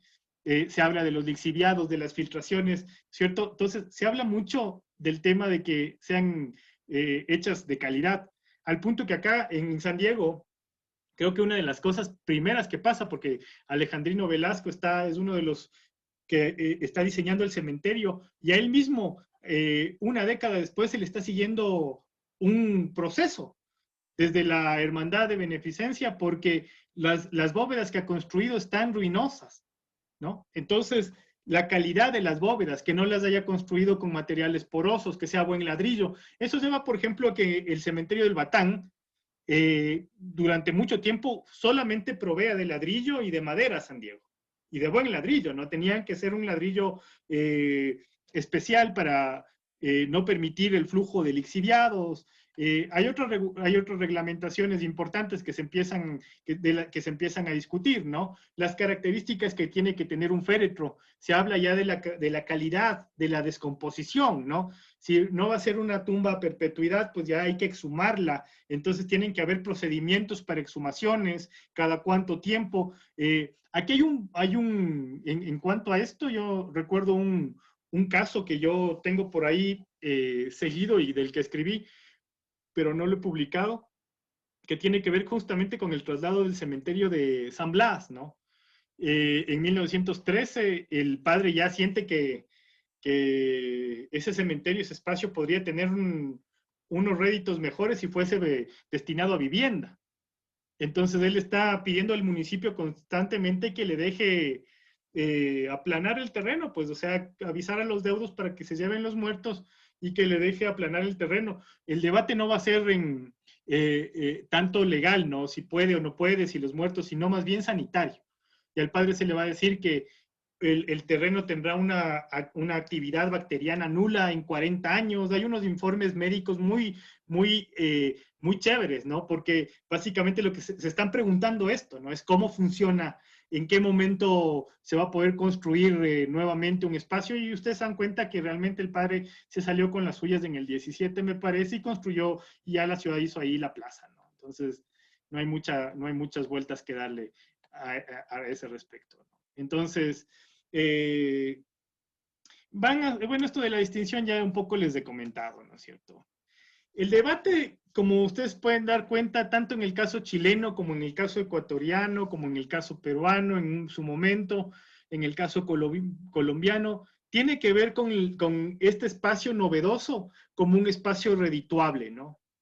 Es decir, se habla muchísimo de qué cantidad de dinero está recibiendo la entidad que administra un cementerio de estas características, e incluso los mismos curas párrocos de los cementerios parroquiales. Recuerden que si nosotros investigamos los orígenes de San Diego, la Hermandad de Beneficencia en su momento ve la necesidad, las dos hermandades de su momento al principio, ¿no? La franciscana y la dominica ven la necesidad de tener un nuevo cementerio porque los párrocos abusaban del derecho de los cobros por enterrarse en el cementerio. Entonces, no solamente es la nueva estructura, sino que esta nueva estructura es redituable. Y ahí hay una disputa entre los párrocos de los cementerios parroquiales, estos párrocos de los pequeños cementerios, los de las iglesias, y estos que administran estos nuevos cementerios. Entonces, el proceso de secularización también irá, ¿no es cierto?, para afectar esos ingresos, ¿no es cierto?, y que de alguna forma ingresen al fisco, pero no necesariamente se pueden hacer. Es decir, son procesos muy caros, son procesos onerosos, y además que yo les pongo acá en otra diapositiva una cosa que a mí me parece muy importante tener en cuenta, que tiene que ver con qué es lo que se ofrece, ¿no? Y aquí hay esta frase que cito literalmente de Sol Serrano: si la nación definía exclusiones de la ciudadanía en el espacio público, la religión lo hacía en la de los creyentes en el espacio sagrado. Entonces, ¿cuál es la oferta que tienes? O sea, ¿cómo funciona? Imagínense, intenten ponerse en la cabeza de esta gente, ¿no? Vida eterna versus derechos individuales, salvación versus igualdad ante la ley. Entonces, por más que queramos, yo siempre lo he dicho, el Estado liberal no tiene, ¿no es cierto?, en este momento no tiene un recurso tan poderoso como el que tienen los padres, los sacerdotes, los curas, como es la vida eterna, ¿no? Si te estoy ofreciendo la vida eterna, la salvación, mediante un buen proceso de inhumación, pues los derechos civiles, las libertades individuales, la igualación, como pasa en Francia, ¿no? Que todo ciudadano tenga derecho a la misma sepultura, pues pasan a un segundo plano. ¿Me voy a salvar o no? Total, la gente piensa mucho en esto, ¿no? Y creo que ese es el gran elemento que, por ejemplo, tanto en el caso chileno como en el caso nuestro, permite que hayan este tipo de elementos tan curiosos como el caso de San Diego, el caso del Tejar o el caso del cementerio de Riobamba, como ha mencionado el Franklin, ¿no? Es decir, cementerios que sobreviven a la ley de cementerios, cementerios que sobreviven a la idea de la secularización, porque de algún momento o de alguna forma la propia población no está demandando que se lo secularice. O sea, el mismo ustedes pueden darse cuenta en el mismo discurso de José Peralta, que él, fiel defensor, ¿no es cierto?, de la idea de amplitud de ideas en el cementerio, él mismo también sostiene en su momento que el liberal debería serlo tan maduro que no prohíba tampoco al católico celebrar y de alguna forma organizar el cementerio como él lo quisiera. Al punto que sugiere en su protocolo, ¿no es cierto?, que si van a haber cementerios de disidentes bienes, podrían estar separados detrás de un muro. Sin embargo, esto es un debate tenaz, porque justamente habla de esta suerte de distinción entre los muertos, en fin. Como ustedes se pueden dar cuenta, y creo que eso es hacia donde conduce este debate, va bastante más lejos de la idea de que la sociedad había avanzado y entendemos que se hacen necesarios nuevos cementerios, que sí es importante, son ideas predominantes, ¿no? Al punto que cuando leamos para la próxima clase el texto en el que yo trabajo en torno a la Magdalena, le vemos a Gijón Bello funcionando como médico higienista de Quito, diciéndoles a los parroquianos, no ahí, está muy cerca, y aquí hay un río, y aquí no. Entonces, hasta cuando ellos consiguen un terreno que tiene las características que busca la autoridad civil para construir cementerios. Entonces, tal como pasa en la explicación de Serrano, que creo que vamos a continuar en la próxima clase, va a haber una disputa no solamente entre la constitución del cementerio decimonónico y lo público, sino también en el espacio que se construye ya no por parte de la curia necesariamente, o de los capitales católicos, sino los espacios que construye o que financia el Estado. Por ejemplo, en el caso del cementerio de la Magdalena, ya van a darse cuenta que es particularmente interesante porque está financiado por mingas, desde la población, y así lo entienden. Sin embargo, la curia lo inscribe como bien privado, bien de ellos. Y es interesante porque está en pleno funcionamiento, ¿no es cierto?, y vigencia de la ley de cementerios. Y esto lo vamos a discutir la próxima clase. Les pido de favor que vayan, como les digo, depositando los trabajos en el aula. Ya voy a abrir hoy noche en la unidad 12 mismo el acápite para que los puedan subir. La próxima clase tenemos, además del texto de la Magdalena, me parece que tenemos el texto, no es la Magdalena todavía.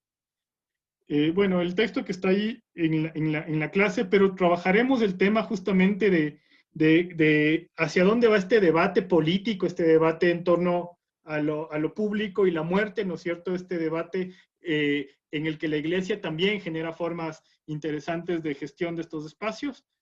Y creo que con eso nosotros nos preparamos tanto para la calificación de la tercera nota, como para ir pasando a la siguiente semana, donde tendremos básicamente ejemplos, ¿no? También de qué pasa en el entorno rural, cómo funcionan los bordes. Estamos hablando de los grandes cementerios, pero ya nos estamos dando cuenta que no son los únicos que existen en todos los ejemplos que hemos visto. Junto a los decimonónicos subsisten los otros. En el caso chileno, ¿no es cierto?, ustedes ya habrán leído, el cementerio católico se volverá el inicio de la idea de cementerio privado, por ejemplo. O sea, aceptan que existe cementerio católico, pero será privado. Entonces, ¿qué reviste esto, no? Entonces, creo que con eso, como ya estamos al borde, no quiero tampoco pasarme, finalizaríamos esta clase. Gracias al Franklin, gracias a Esteban por las exposiciones, y vamos a seguirle metiendo cabeza. ¿Alguna pregunta, alguna observación? Igual vamos a continuar con esto en la próxima clase, ¿no? Gracias a ustedes. Gracias, muy amables. Gracias a todos, ¿no? Nos vemos pronto. Un abrazo.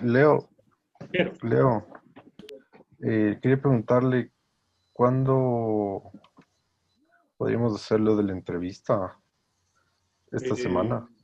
Déjame ver. Hablemos por el WhatsApp, ¿ya? Ya, porque yo, o sea, para el fin de semana ya tener. Déjame ver mañana, entonces, ¿a qué horas hablamos?